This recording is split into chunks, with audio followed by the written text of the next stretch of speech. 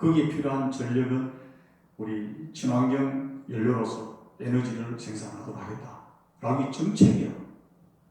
이번 정부의 정책이다 보니까 지난 대통령이 취임함과 동시에 우리 고려원전 4호기 건설할 때가 됐습니다.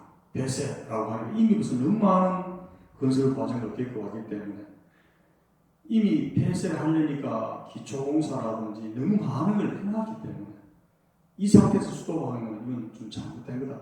새로 기획해서 설계해서 짓는 거는 설령 최고 책임자인 대통령 중심 국가에서 대통령이 최고 결정권자가 결정을 할 수 있는 충분한 그런 위치에 있으니까 할 수는 있지만 이미 우리 고려원전 건설을 거의 한 20% 이상 해왔기 때문에 그걸 지금 이 중단한다는 것은 너무 많은 파장이 있을 수 있다라고 이렇게 이제 여론이 형성되니 정부에서는 대통령이 됐습니다. 그러면은 하는 게 좋은지 안 하는 게 좋은지 내가 정책을 할 때는 정책 공약을 할 때는 대선 공약을 할 때는 원전은 건설하지 않겠다라고 하는 게 내 정책 결정이었는데 공약이었는데 만약에 그렇다면 이걸 공론화 국민들의 공론화를 붙여서 거기에 결정되는 대로 따르겠다. 단 이번 지금 이제 진행되고 있는 것만큼은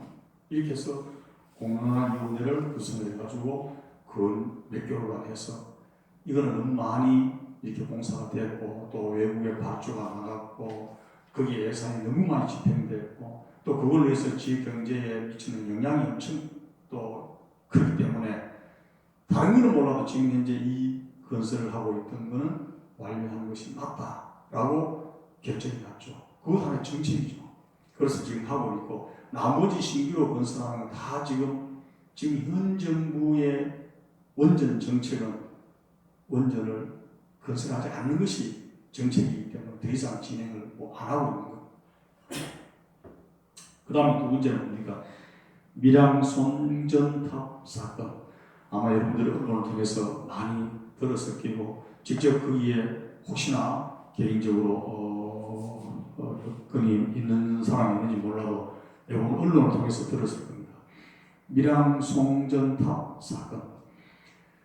전력이 생산되면은 당연히 그 전력을 A란 지점에서 우리가 수요처인 B란, C란, D란 지역에 전력을 무선으로 갈 수 없으니까 유선으로 가야 되니까 송전탑을 세워야 되는데 그 위치가 밀양 쪽을 경유했는 거죠.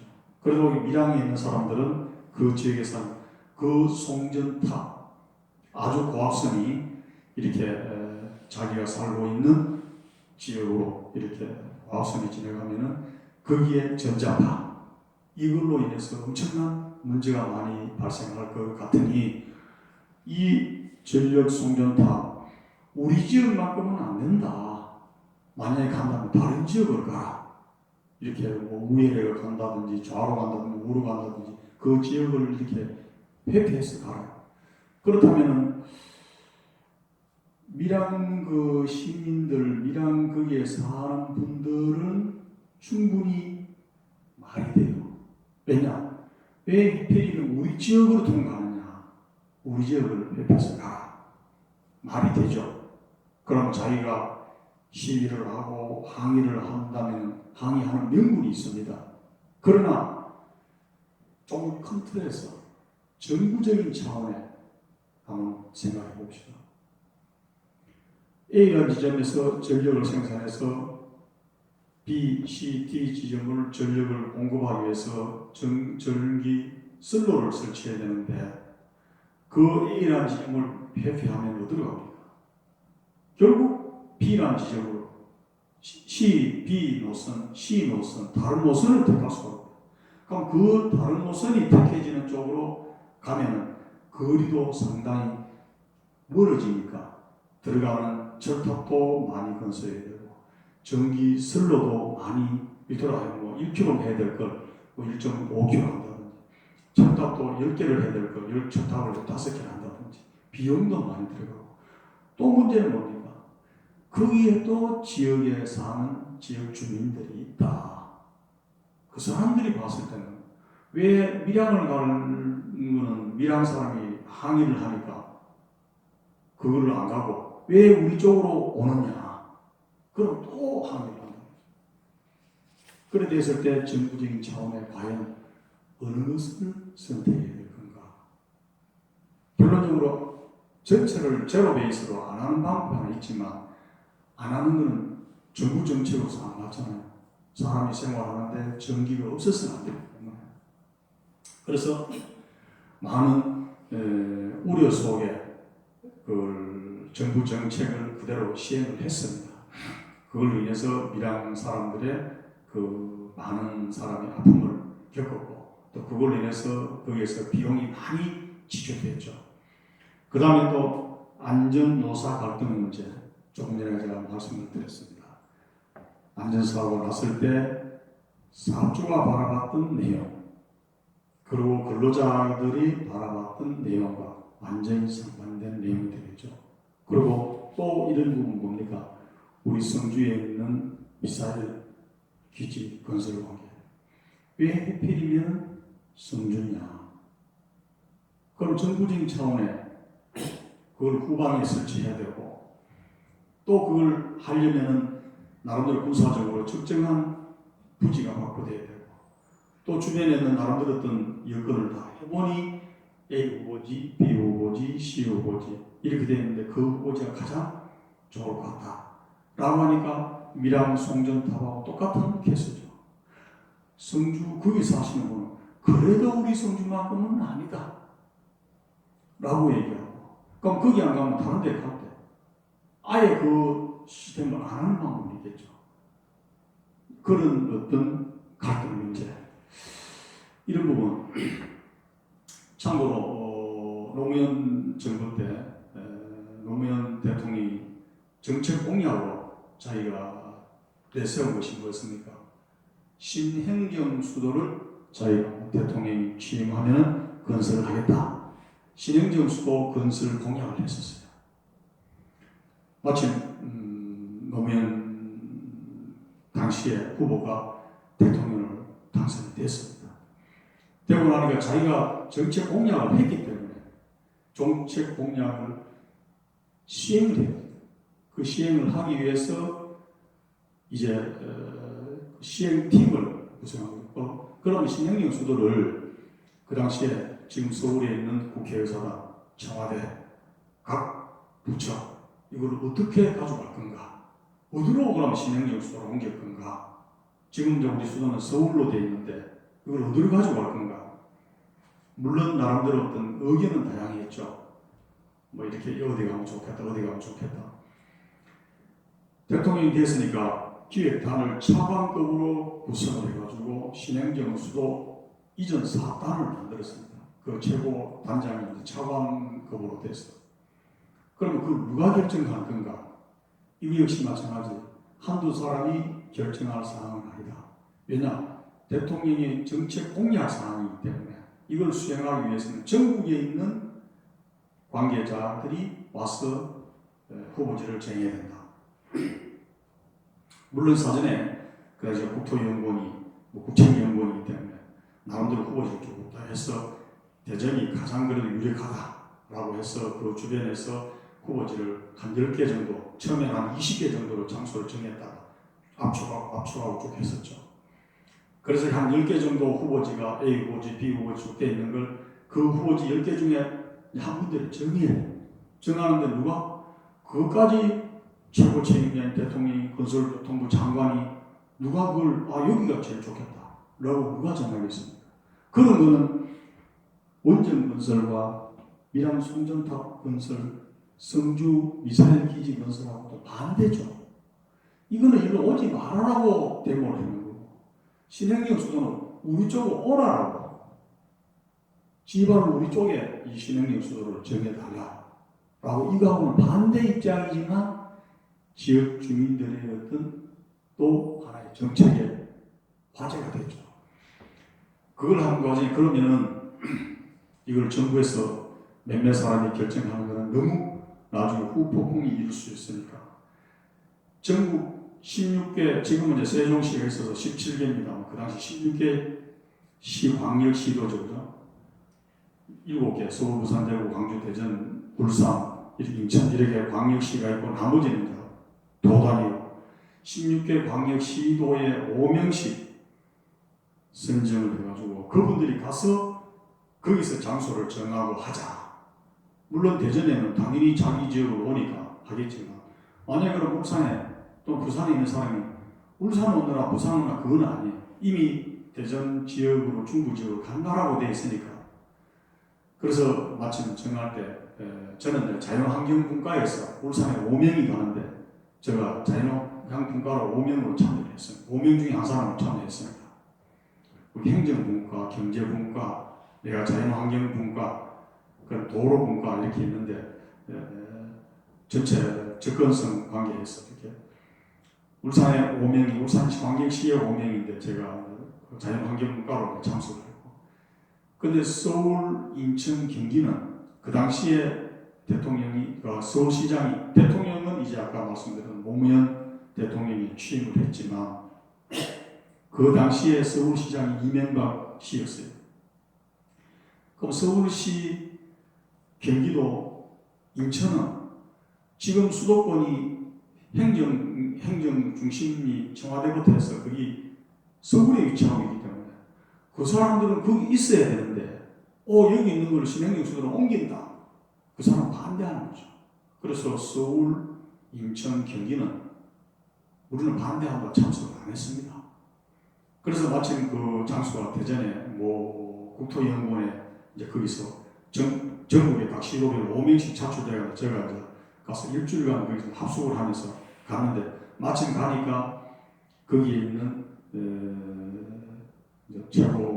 제일 차관 그분이 다 왔는데 조금 전에 말씀드린 대로 서울, 인천, 경기는 참석을 안 한 거죠.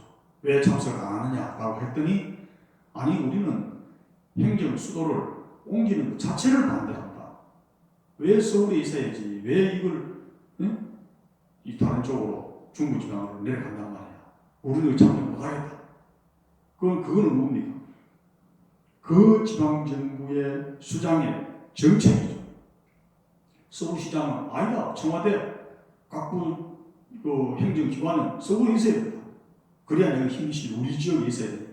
우리 남부도 울산도 그렇죠. 무정도 하나의 정부에서 하는 게 한다면 남부청은 남부로 위치하고 북중부는 중부에 위치하고 북구는 북부에 위치하고 인천 역시 마찬가지. 서울에 있어야 인천하고 서울하고 같은 영역이 수도권입니다. 그 다음 경기도 역시 마찬가지. 그 수도권 연담화 현상이 다 되어 있지 않습니까? 그 세 지역에는 아예 참석을 안 했어요. 그래서 당시 제가 기억나기로 거의 한 3시간 정도 회의가 있었는 것 같습니다. 자, 지금 서울, 인천, 경기 이 신행정수도 건설에 대해서 반대로 인해서 아예 이원이 참석하지 않는다. 그런데도 불구하고 이걸 진행을 해야 될 건가? 3군데 참석, 16군데 중에 3군데 참석 안 했기 때문에 이걸 그냥 없는 걸로 그냥 언젠가 참석을 해서 공론화가 다시 할 건가? 라고 이제 위에 윗분들이 이제 협의한 바, 이거는 대통령의 어떤 그 선거 공약이고 또 우리가 해야 될 일이다. 그래서 3군데 안 오는 거는 자기네의 어떤 이해관계, 수도권에 있기 때문에 이해관계 때문에 안 오는 거지 이 자체를 반대하는 건 아니다. 그러면 그 3군데가 안 오는 나머지 13군데에 왔는 5명씩 다 왔다. 그 사람들 중심으로 해가 신행수도를 옮기자 라고 정식으로 입소를 해서 일주일간 정말 휴대폰 반납하고 우리가 철저하게 우리가 현장 답사도 하고 그 다음에 또 시뮬레이션도 하고 회의도 하고 해가지고 결정한 것이 지금의 세종특별시입니다. 그래서 이제 노무현 정부가 끝나고 박근혜 정부가 넘어왔죠. 그러면서 그 당시에는 노무현 정부에서는 어땠습니까? 신행정 수도를 만들겠다. 행정 수도를 옮기겠다. 그러니 박근혜 정부가 왔을 때 또 정책에 아까 말씀드린 대통령 단임제니까 대통령이 바뀌면 행정 수도를 옮기는 건 아닌 것 같다. 5년, 2년을 그리고 결정 났으면 시행을 해야 되는데 그 정책의 일관성 차원의 이제 최종 정책 결정자의 어떤 의지가 거기 담겨 있는 거예요. 방침인 거죠. 그 다음 정부 넘어오니까 아니 청와대가 가는 건 좀 문제 있다. 그렇다면 어떻게 반쪽짜리가 된 거죠. 그 신행정수도라고 이름 붙이기는 그렇고 그래서 거기는 지금 현재 있는 그 우리 행정중심 복합도시 정부 부처가 다 우리 세종시로 가자라고 해서 세종시에 지금 가면은 대전에 유성구에 거기에 마련이 됐습니다. 저기 위치가. 그것도 갈 때는 우리가 심야라고 현장 가보면 그때를 돌이켜 보면은 아침에 현장 답사가 우리 일주일간 있었는데 현장 답사를 한 3일간 한 것 같아요. 차로 갈 수 있는 거는 차로 가고 차로 가서 버스로 가서 각 분과별로 있으니까 우리 자연환경 분과, 경제성 분과, 도로 분과, 접근성 분과 전부 이제 분과는 나눠지는 우리는 자연환경 분과니까 자연환경 분과는 어떻게 배산임수를 보는 거죠. 아, 그 당시에는 이제 행정 청와대가 올 자리가 어디가 가장 명당인가. 그래서 제가 있는 분과에 13명이죠. 한 지도에 한 사람씩 다 왔으니까. 가는데 그 중에 보면 대부분 다 우리 저는 환경 안전 쪽이었습니다만 나머지는 풍수지리학 하시는 분 한 4-5명 오셨어요. 올라가서는 이제 뭐 계룡산하고 목으로 올라가서 올라갈 때 어떻게 올라간다? 차가 갈 수 있는 데까지 버스로 갔어. 거기서 또 버스로 갈 수 있는 게 한계가 있으니까 산을 올라가야 위에 올라가야 자연 환경을 볼 수 있지 않습니까? 뭐 배산임수로 뭐 좌측면 우백호 뭐 이렇게 왼쪽에 물이 흐르고 참 여기 청와대 그때는 청와대 앉을 자리를 제일 먼저 우리가 봤었죠. 신행정 수도니까. 그 올라갈 때 이제 버스로 가고 나머지 부분은 이제 집차로 또 이렇게 올라가서 나머지 이제 집차로 올라가고 나는데 거기 보통 2사람, 3사람 타고 올라가고 그부터 나머지 차가 못 올라가는 쪽에는 우리가 고행으로 해서 산에 올라가서 거기서 이제 자연을 보면서 우리가 토론도 하고 이래서 그 당시에는 이제 여기가 바로 만약에 신행정수도 그 당시에는 신행정수도니까 청와대가 앉을 자리가 이게 정말 좋다. 앞으로 탁 트이고 뒤에 산이 하나 있고 좌측에 우측에 또 산이 있고 배산임수가 정말 좋다.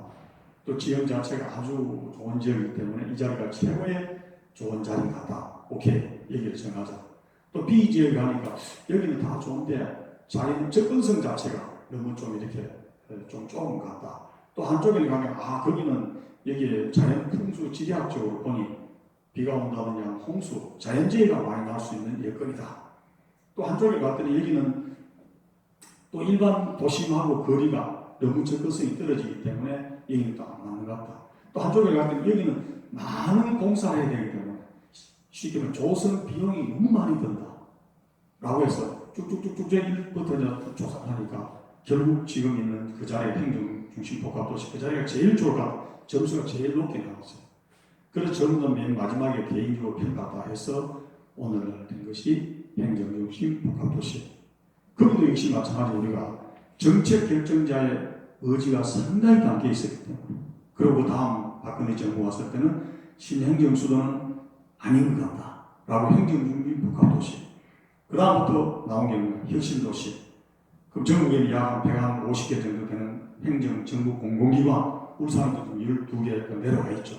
뭐 안전보건공단, 산업인력관리공단, 석유공사 이렇게 다 가는 걸로 이렇게 정한 것이 그 다음 정부에서 이것도 정부 정책의 하나죠.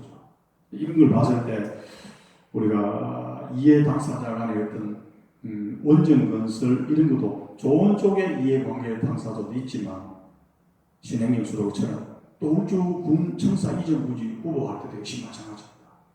울주군, 울산시가 울주군청이 남구 옥동에 있다가 지금 우리 울주군으로 청량리를 받지 않습니까? 이거 할 때도 제가 그 평가심의위원으로 제가 참여가 기획도 하고 했는데 역시 마찬가지예요. 이것을 뭐 후보지가 저 우리 KTX 역을 가자, 청량 윤리역이 하자, 또는 저 우리 또 남창에 가자. 뭐 여러 곳이 그 후보지가 한 8군데 나오거든요. 다 조사를 해보니까 접근성, 경제성 전부 조사를 해보니까 지금 현재 우리 청량윤리 울주군 청사가 설치된 이 자리가 가장 좋은 자리다.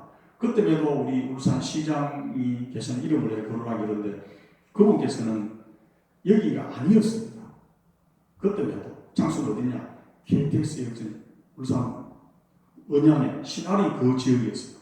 거기가 울주군 청사가 가야 된다라고 정책은 그쪽으로 결정권자는 최고 울산 광역시 입장에서는 의지를 갖고 있었는데 실제 평가 위원들이 한 30명, 28명 있었는데 전부 아까 조금 말씀드린 대로 학계, 경제계, 지역계, 전문가 이런 식으로 다 구성되어 있는 차원에 전부 개인적으로 점수를 다 해서 엄청 논란이 많았죠. 근한 10개월 이상 그 기간을 끌었습니다.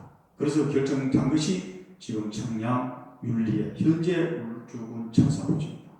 저게 처음 결정됐을 때도 일부 사람들 다들 야 이건 뭐 너무 이렇게 안 맞다라고 했지만 여러분 아시다시피 지금 아주 좋은 명당 자리라고 많이 호평을 하고 있지 않습니까? 이것이 결정이에요. 그래서 결론적으로 이런 어떤 이해관계가 좋은 일과 안 좋은 일이 있는데도 우리 정책의 결정자의 의지, 그 정책의 집행 과정에서 문제, 이것이 우리 안전보건 정책의 일환이다.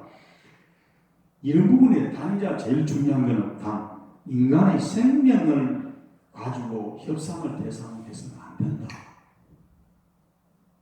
지금 코로나 시기에 또 일부 단체들의 뭐 항의성 집회를 하겠다. 이거는 안 맞다야죠. 전 국민이 지금 일사불란하게 이 코로나로 대치 보건, 전 국민의 보건을 지금 염두에 두고 하는 판에 이건 안 맞다. 이것도 하는 정책이죠. 정책을 떠나서 안전과 보건, 즉 인간의 우리들의 생명을 담보로 한 어떤 논리를 갖고 정책에 접근하는 것은 너무 비좁하다라고 제가 말씀드립니다. 특히 이제 이와 유사한 내용이 최근에도 많이 있죠. 이런 부분을 우리는 항상 염두에 두시고 우리 안전보건 정책의 목표와 수단, 그런 정책 수단으로서 수혜자와 피해자 간의 정책에 어떤 집단의 갈등이 있을 수 있다. 이런 부분에 대해서 이번 시간에 수업을 여러분들 학습을 같이 했습니다. 아무쪼록 이제 우리 총 16주, 15주 중에 거의 이제 3분의 1이 지나갑니다. 시작하면 반 했으니까 반하고 또 거의 한 3분의 1 했으니까 아마 이번 2020년 2학기도 거의 이제는 마무리 단계다 이렇게 이해를 하시고 또 계절적으로 지금 상당히 지난 여름에 그렇게 무더웠지만 지금 아주 선선하게 정말 우리 학습하기 좋은 시기가 계절이 된 것 같습니다. 여러분 그동안에 무덥고 또 코로나로 인해서 많이 지쳐있던 우리 마음, 우리 정신적인 어떤 이런 가치관을 이제 이런 가을을 맞이해서 여러분 그동안에 못하겠던 걸 꼭 여러분들이 소원 성취하시길 바라고 특히 여러분이 몸담고 있던 조직, 특히 기업의 안전보건 확보에 최선을 다해서 꼭 사고 없는 우리 기업 또는 사고 없는 우리 정부가 되기를 기원하면서 오늘 5주 수업은 이것으로 마치도록 하겠습니다. 수고했습니다.